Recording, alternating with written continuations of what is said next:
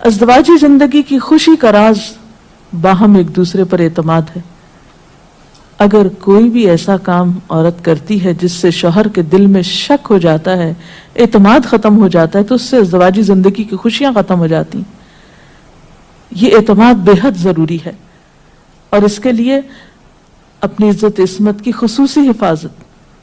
نبی صلی اللہ علیہ وسلم نے فرمایا، عورت جب 5 وقت کی نماز پڑھے، اپنی آبرو کی حفاظت کرے، اپنے شوہر کی فرما بردار رہے، تو وہ جنت کے جس دروازے سے چاہے داخل ہو جائے. اسی لیے شوہر کی اجازت اور مرضی کے بغیر گھر سے بھی نہیں نکلنا چاہیے. حضرت معاذ بن جبل کہتے ہیں کہ نبی صلی اللہ علیہ وسلم نے فرمایا، خدا پر ایمان رکھنے والی عورت کے لیے جائز نہیں کہ وہ اپنے شوہر کے گھر میں کسی ایسے کو آنے دے جس کا آنا شوہر کو پسند نہ ہو، اور ویسی صورت میں گھر سے نکلے جب اس کا نکلنا شوہر کو پسند نہ ہو. اطاعت کے علاوہ شوہر کو خوش رکھنا یہ بھی بے حد ضروری ہے. نبی صلی اللہ علیہ وسلم نے فرمایا، جس عورت نے اس حال میں انتقال کیا کہ اس کا شوہر اس سے خوش تھا تو وہ جنت میں داخل ہوگی. اور عموماً کسی کی خوشی کے لیے انسان اپنے جذبات کی قربانی دیتا ہے، بعض اوقات اپنی سوچ کی قربانی دیتا ہے، بعض اوقات اپنے کسی اور راحت و آرام کی قربانی دیتا ہے.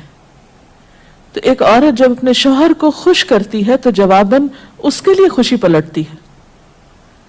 اس لیے گھریلو زندگی کی خوشی کا انحصار اسی بات پر ہے کہ دونوں ایک دوسرے کے لیے قربانی کے جذبات رکھتے ہوں، ایک دوسرے کے لیے رحمت اور ایک دوسرے کے لیے مودت کا ذریعہ ہوں. جیسا کہ قرآن پاک میں شادی کا مقصد ہی یہ بتایا گیا کہ دونوں کے درمیان باہم مودت اور رحمت کے جذبات ہوں، ایک دوسرے کے لیے سکون کا باعث ہوں.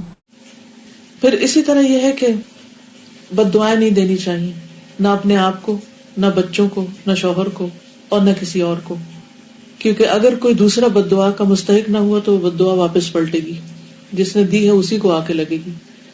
رسول اللہ صلی اللہ علیہ وسلم نے فرمایا، بد دعا نہ دیا کرو، نہ اپنے اوپر، نہ اپنی اولاد پر، نہ خادموں پر، نہ مالوں پر.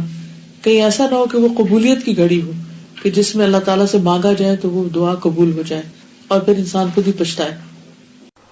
لیکن ریلیشن شپ کے اندر کچھ چیزیں ایسی ہیں جن کا خیال رکھنا بہت ضروری ہے، اور ان چیزوں کو ضرور ذہن میں رکھنا چاہیے جو تعلقات کی خرابی کا باعث بنتے ہیں.